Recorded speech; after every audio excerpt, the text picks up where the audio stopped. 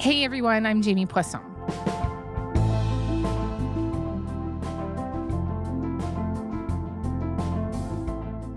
You don't need me to tell you that Canada, and frankly, much of the world, faces a precarious future.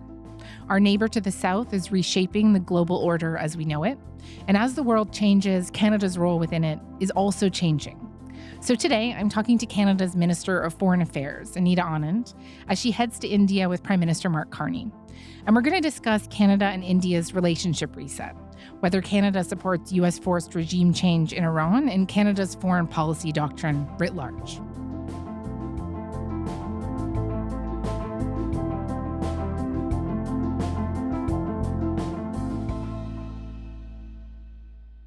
Minister Anand, thank you so much for coming on the show. Welcome to Front Burner. Thank you for having me.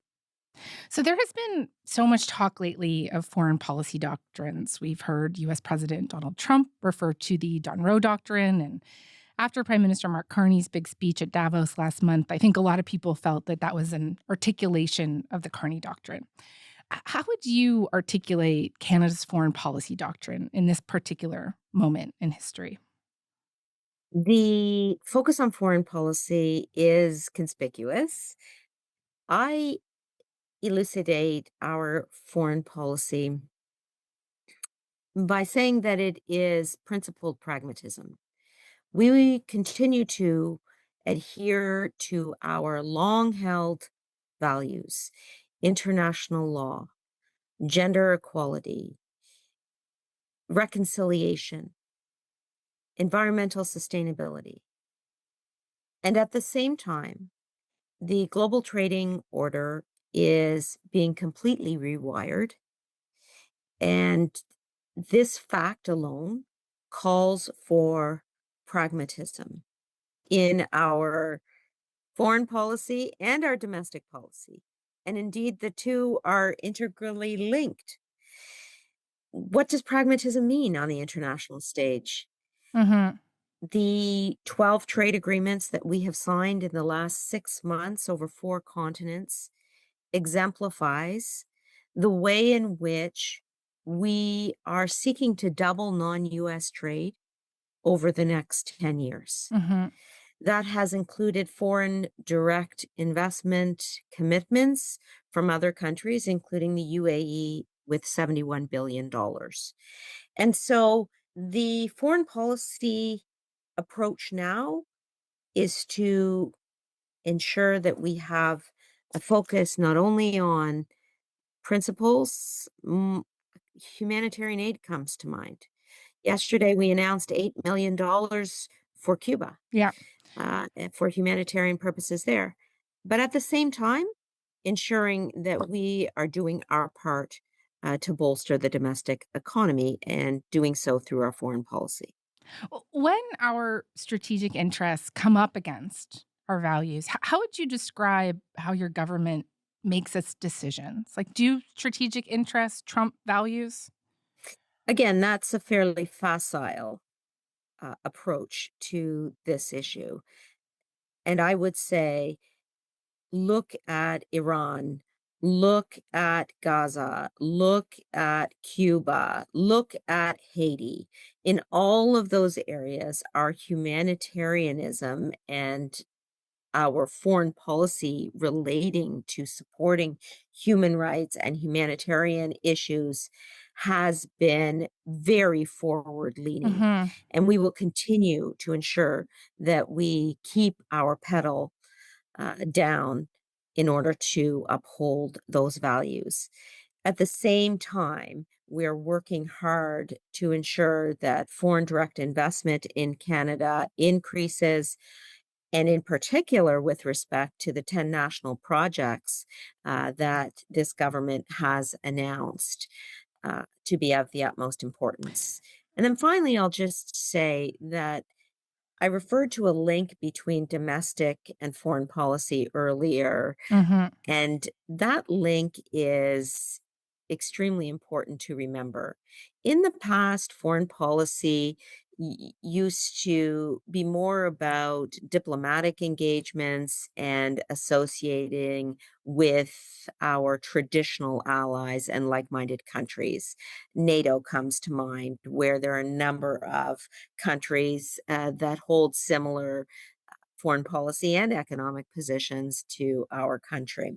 And I'm thinking in particular of the UK and France and Germany as examples.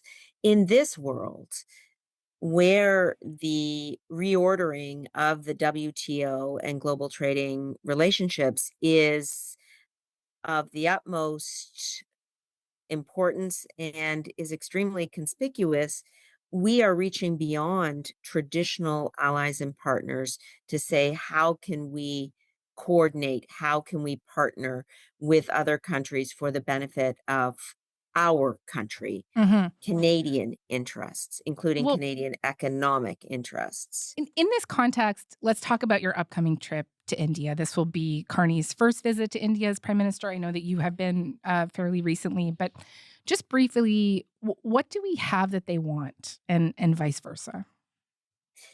So I want to take you back to 2025, and in particular, when I visited India in October to lay the foundations for the visit that the Prime Minister is starting today. And in particular, when I was there, the Foreign Minister of India, Minister Jaishankar, and I agreed to a joint declaration in which we laid out the priorities for our bilateral relationship.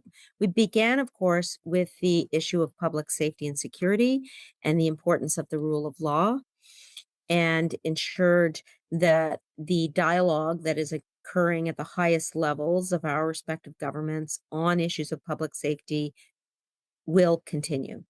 And then we went through a series of topics where we expect greater governmental coordination to deliver benefits for each country. And Canada's interests there, to address your question, include energy and critical minerals, agriculture, artificial intelligence and technology, business to business ties, Hmm. people to people and cultural ties, including the educational links between Canada and India. So you can see there that there are a range of issues where Canada will seek to leverage our competitive advantages and receive benefits to the economy and the broader population as a result. Is it fair for me to say that this is going to be an attempt, or you're in the midst of an attempt of rebuilding a relationship that has many dimensions, right? This is not like a limited recalibration. Exactly. We are elevating the Canada India relationship along a number of metrics, beginning with public safety, but moving to several sectors of the economy. As I mentioned, the synergies between our respective agricultural sectors are very strong. Similarly, with AI and technology, similarly with energy and critical minerals. Canada is an energy superpower. Critical minerals are our secret sauce. And countries around the world realize our expertise and depth in the area of natural resources writ large. Canada is leading the world in these areas, and countries are coming to us, as you've seen with LNG leaving the west coast of Canada last June, Hmm. to try to get part of the benefits of what we have to offer here.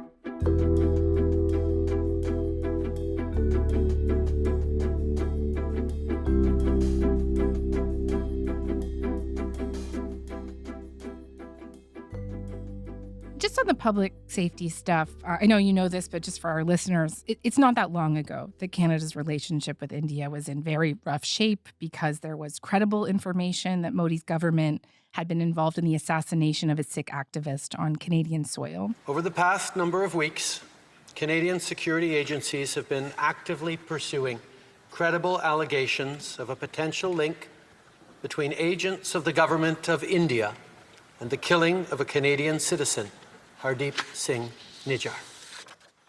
Modi's government has denied ordering extrajudicial killings here, but just this week, another Sikh leader in BC is saying that Vancouver police have notified him about threats on his life. Vancouver police came to Singh's house to deliver the warning on Sunday that his wife and 2 kids now have credible threats against their lives. Singh blames the Indian government because of his activism for a separate Khalistani state in northern India. India uses criminal syndicates, gangs in Canada, to carry out their dirty work for them. It's unfortunate that this level of violence is happening in Canada, and the leadership of this country, right to its Prime Minister, are sitting across from the very people that are orchestrating it, shaking hands, smiling, and signing deals with them. There have been concerns about the links between the Indian government and the notorious Bishnoi gang and the role that that gang has played in the extortion crisis we've been seeing in places like Surrey, BC. Mm-hmm. I understand that Canadian officials are now saying that they are confident that India is no longer linked to violent crimes in Canada. This is quite a change of position. Mm-hmm. Could you just explain to me how you came to this conclusion? What evidence is it based on? I'm not sure if you actually read the transcript from the tech brief yesterday, but that very same official that you're referring to, over the course of several answers, referred to a number of guardrails that we have in place, and that represents government policy. First of all, I understand this is an extremely sensitive point, and that's why I took great pains earlier in the interview to indicate the importance of public safety in Canada, the rule of law, and the respect for the Criminal Code of Canada. What are we doing as a government? Well, last week, we launched new measures to combat extortion by funding FinTrack to track the money. Earlier this month, Minister Anita Anand and Deputy Clerk Natalie Drouin, the National Security Advisor, met with their counterparts in Ottawa, including Indian National Security Advisor Ajit Doval. That's the dialogue that is occurring at the highest levels, where issues like transnational repression and the respect for the rule of law will continue to occur in the short and the long term. A major pillar of the new plan is the joint disruption of organized criminal networks that operate across borders. And in fact, you've seen our government expel 6 individuals, diplomats, and senior Indian officials. We've listed the Bishnoi gang as a terrorist entity. We are combating digital threats through new legislation, which we very much hope the opposition will vote in favor of. That legislation seeks to curb fraud and immigration enforcement issues. The point of my going through this long list of initiatives that we are taking is I want to emphasize the seriousness with which we take the issues that you raised in your question. This is a country of the rule of law. As a former law professor, I can attest to the importance of the rule of law in this government, and I leave no stone unturned to address these issues at the international level. Will promises or assurances on these fronts be tied to any deals made between the countries in the wake of this visit? Well, we are negotiating a comprehensive economic partnership agreement right now, and the timeline for the conclusion of this large economic agreement is November 2026. And all the way along this timeline, there will be the assertion of Canada's public safety interests and the continued law enforcement dialogue, as well as the passing, hopefully, of this legislation that I referred to. Again, I want to stress that this is an extremely sensitive point. The protection of public safety, Canadians feeling safe in their homes, that is the priority for this government, and that is voiced by me and others on the international scene at every turn. A visit to Punjab is not on the itinerary for this trip. Both Justin Trudeau and Stephen Harper went to Punjab, and specifically to the Golden Temple on their first official visits to India. This is the holiest site in the Sikh faith. Sikh separatist sentiment in Canada has been a source of tension between India and Canada in recent years, of course. Is Punjab being avoided in order to avoid stoking those tensions to help with rebuilding the relationship between these two countries? Not at all. This is a visit that is focused on the diplomatic and business tracks. The cities that the prime minister is visiting track my visit back in October. I visited both Mumbai and Delhi. The prime minister is also ensuring that he sees the business and the governmental communities in those cities. And so, as we see this relationship continue to elevate, I am sure that there will be senior official visits to numerous locations in the Indian subcontinent.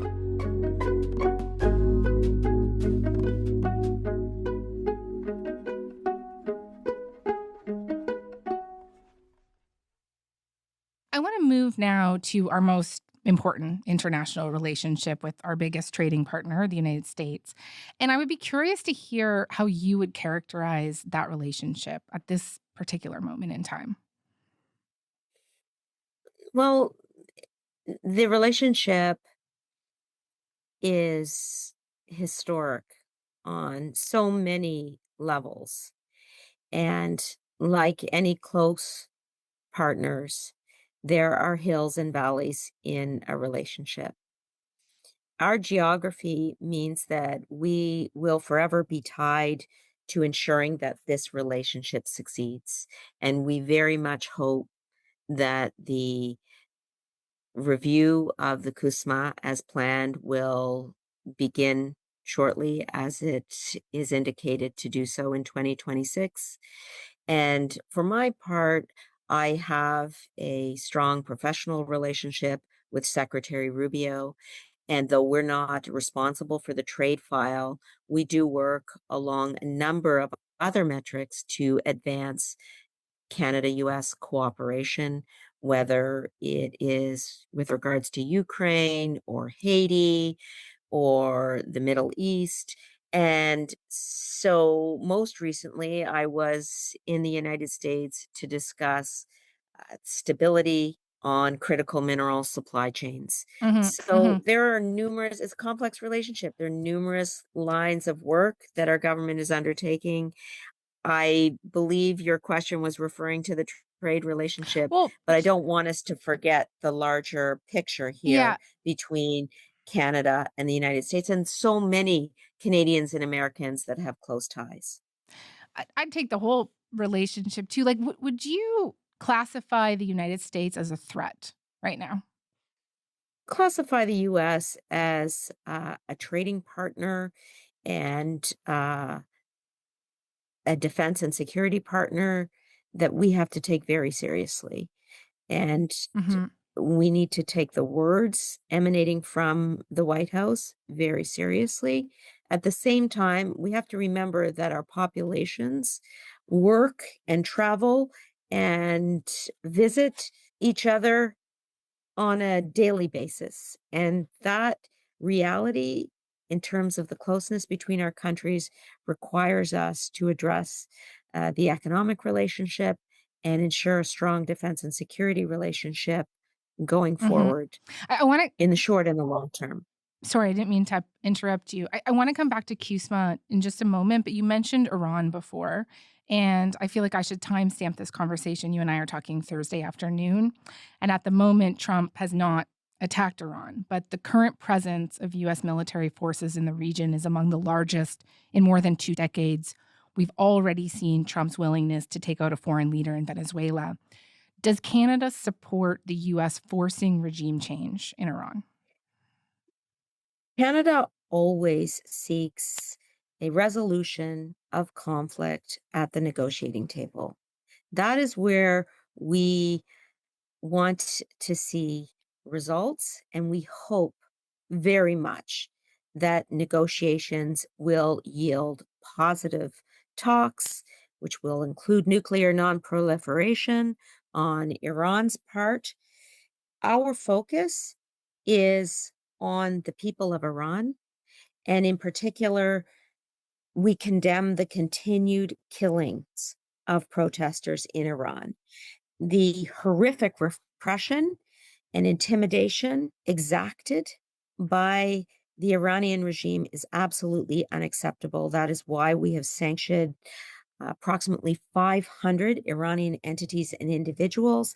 That is why we have listed the IRGC as a terrorist entity under Canadian law. Mm-hmm. Canada will continue to hold Iran to account. We hope that the prospect Yeah. of peace will be found at the negotiating table. If negotiations don't work, I just want to be clear here. I'm asking about the United States. Does Canada support the United States militarily intervening to take down the Iranian regime? I don't deal in hypotheticals. When and But if it, that I occurs, when and I if mean, it that does occurs, seem like a excuse me, very can I just possible. finish my answer? Sorry. Yeah. When and if that occurs, we will, like all serious governments, ensure that we have a response that reflects Canada's values and our concerns relating to the humanitarian issues in Iran. Okay. At the time we are speaking, there is the work we've done on sanctions and the listing of the IRGC and the concern that we've continually evidenced for the repression of people, including women and girls, and the human rights abuses. Canada's distinct place on the international stage rests with our values as well as our pragmatism, and we will not forget either of those.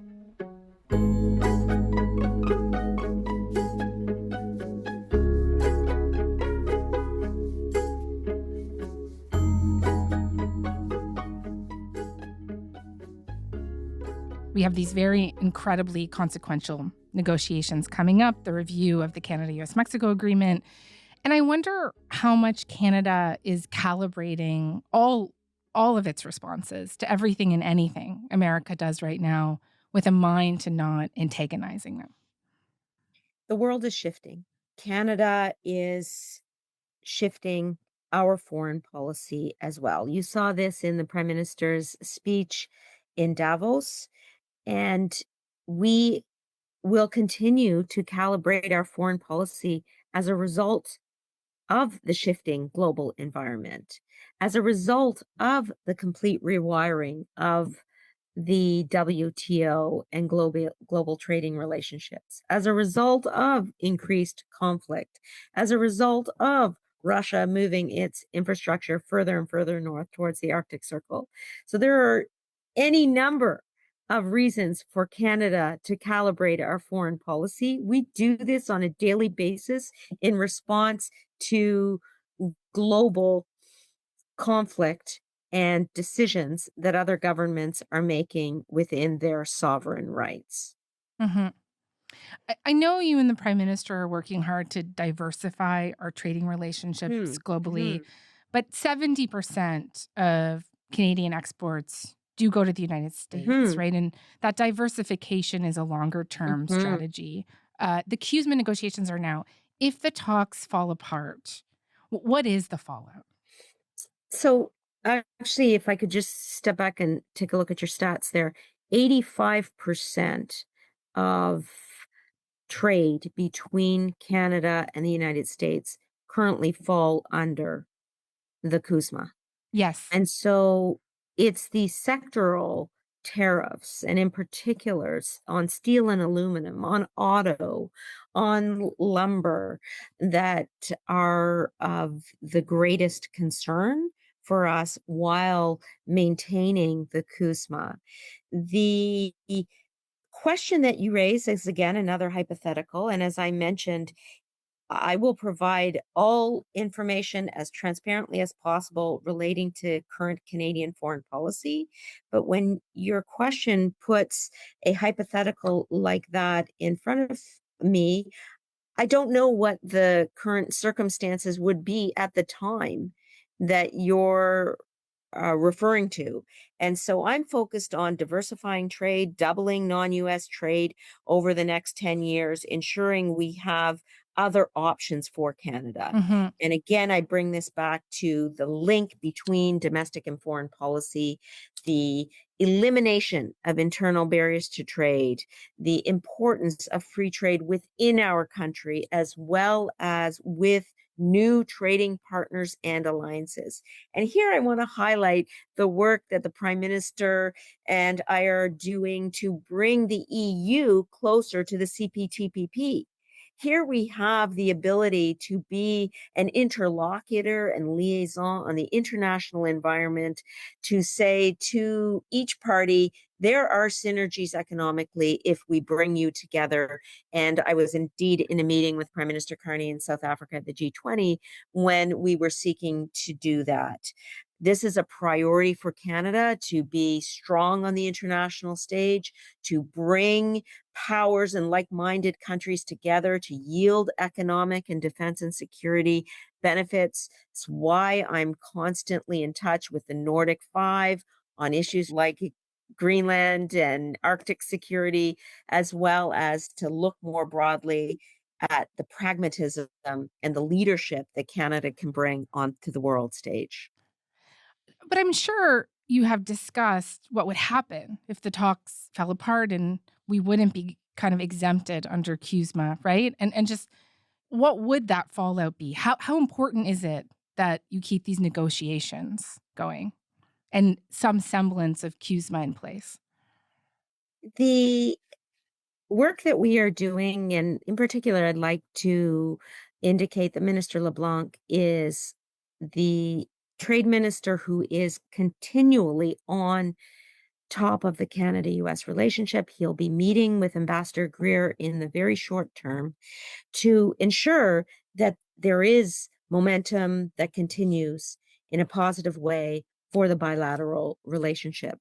Throughout the United States response and decisions relating to tariffs, the CUSMA, and in particular that 85% that I referred to in the trade relationship, has continued. There's a reason for that. Mhm. There are mutual benefits that are accruing to businesses and individuals on both sides of the border that render it extremely important to keep some sort of trade infrastructure in play where the benefits are so strong economically for both countries. And so again, the hypothetical will be addressed if and when we come to it. Sorry, if we come to it, I do not think we will. The importance is to maintain the here and now, and that is the work that Minister LeBlanc is doing every day.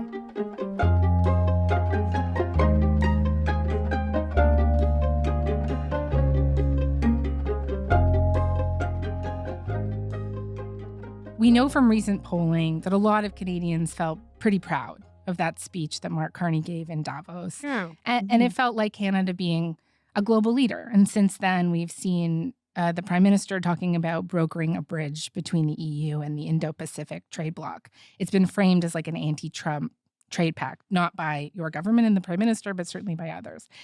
Again, he is seeming to take on a kind of international leadership role. But I do wonder, like, when you put yourself out there as a leader, you might also be making yourself a target. And just what are the risks of sticking your neck out in this global environment, you think?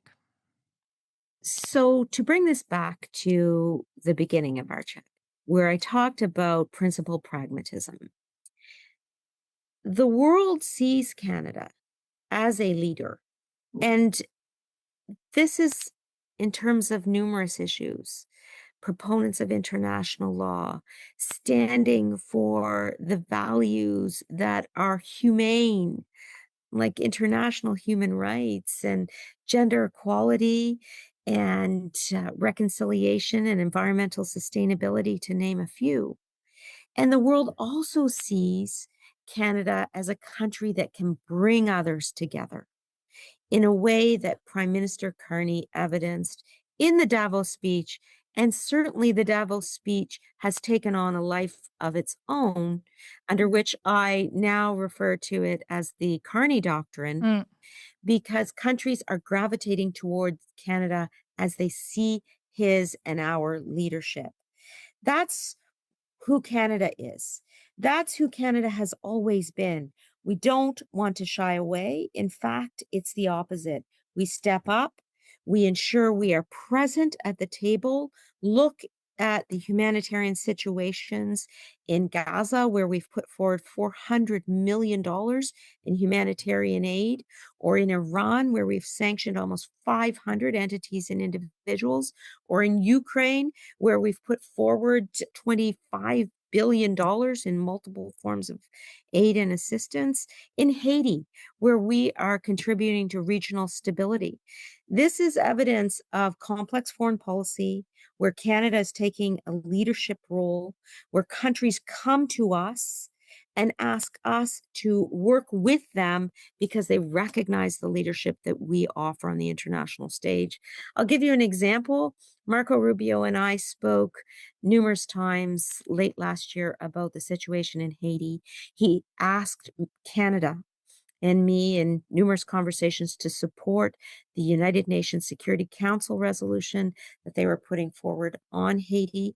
And that is completely within Canada's foreign policy historically to do. And we did. And we brought other countries to the table. You're going to see more and more countries contribute their financial resources towards the prospect of democracy and stability in Haiti. And again, this is who Canada is. And this is why this work internationally is absolutely important, not just for the domestic economy, but also for the leadership role that Canada has occupied and will continue to fulfill on the international stage. Minister Anand, thank you so much for coming by. I really appreciate it. Thank you so much. Take good care.